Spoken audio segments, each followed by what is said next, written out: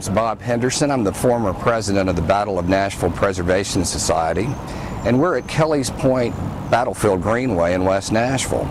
This is a site that we saved back in 2004 that was a cooperative effort between politicians, developers, and preservationists. At the time, Metro Mayor Bill Purcell, Vice Mayor Ronnie Stein, with the help of Councilman Bob Bogan, Shane Dennison with the Metro Greenways system, the Battle of Nashville Preservation Society, JDN Realty, and the Civil War Roundtable of the United Kingdom, who helped fund some of the signage that we'll look at here.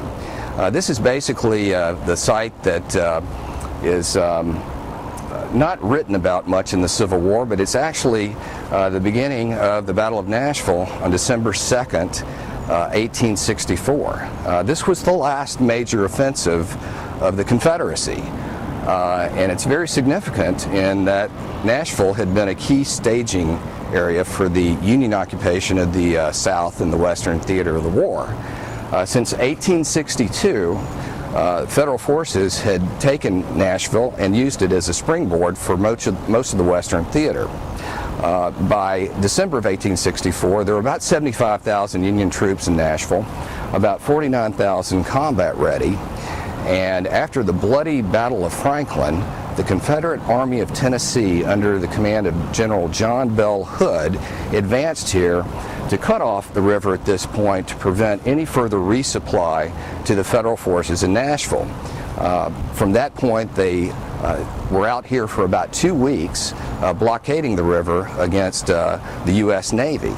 There were about 25,000 Confederates that anchored their position at this point, running through Belmead, Green Hills, and past Murfreesboro Pike to try to hem in the Union occupying forces in Nashville. It's a very significant battle for a lot of reasons, and we'll talk about some more of the signage that is back on the river. We're back here on the Cumberland River at Kelley's Point Greenway, the overlook. And on this site, December 2nd, 1864, the Confederate Army of Tennessee initiated a 2-week siege of Nashville. And this was to be the last significant offensive military operation in the Civil War by the South. It was also one of the most significant battles between the Confederate cavalry and the United States Navy. Since late winter 1862, Nashville had been a key staging and supply base for the Union Army in the Western theater of the war. Since February 25th, 1862, it had been under Union occupation longer than any other major Confederate city. Many of the Southern soldiers here had not seen home in over 3 long years. They would find that Nashville, as well as their army, had changed dramatically since the beginning of the war.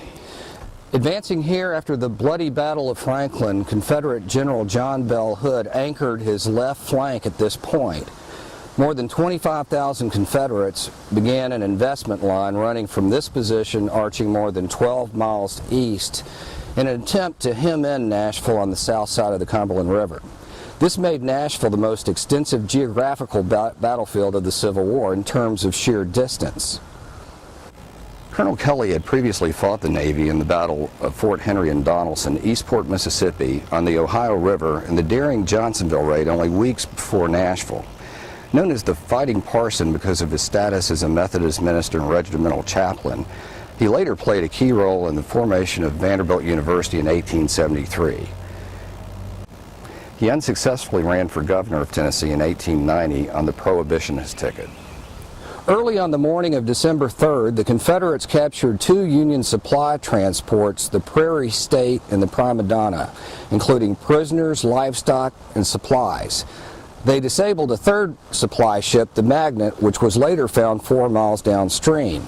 Shortly after partially unloading the vessels, the U.S. Navy arrived on the scene, driving away the Confederates who had depleted their ammunition.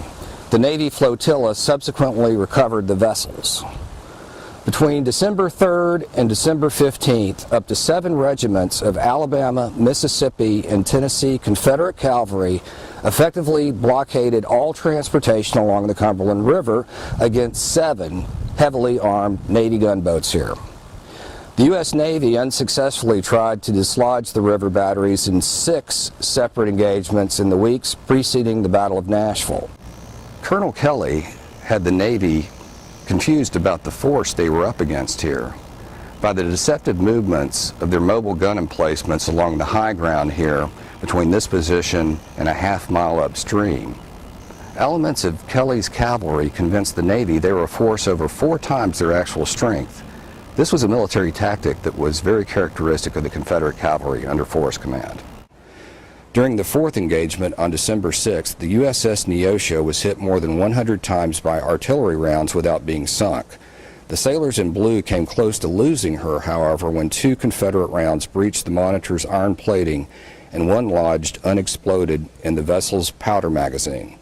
The ship's quartermaster, John Desenbach, with pilot John H. Farrell, became the recipients of the Medal of Honor for their actions that day, saving the boat's colors when they were shot away by heavy Confederate gunfire. By December 15th, the Union combat forces in Nashville were increased to more than 49,000. By feigning an attack on the other end of the battlefield while dividing the Confederate left along Richland Creek, the Union would crush the Army of Tennessee in the center in one of the most decisive battles of the war. Kelley's artillery, along with 5 regiments from Chalmers Cavalry, was one of the few Confederate units to hold their ground and force the overwhelmingly larger Union cavalry into retreat on the opening day of the Battle of Nashville. Noteworthy in this countercharge near present-day I-40 and Charlotte Pike was the participation of a prominent 75-year-old civilian named Mark Robertson Cockrell. It is said that he led into the charge and galloped into the fray with the use of only one arm, holding his father's Revolutionary War musket in one hand and the reins to the horse in his mouth. When it was learned that Federal forces had overrun the cavalry headquarters at the Bellamy Plantation 3 miles southeast of here, Colonel Kelley withdrew to rendezvous with the main force in retreat 6 miles to the east. The night of December 15th, they abandoned their position here and reconnected with the main force near Hillsborough Road and the present-day Old Hickory Boulevard. This was just in time to provide a critical rear guard that fought a delaying action from Brentwood south more than 100 miles, crossing into Alabama and then over the Tennessee River above Muscle Shoals, where the Union pursuit was called off. Thus ended the last great attempt by the South to reclaim the state of Tennessee or advance to recover any of its lost territory.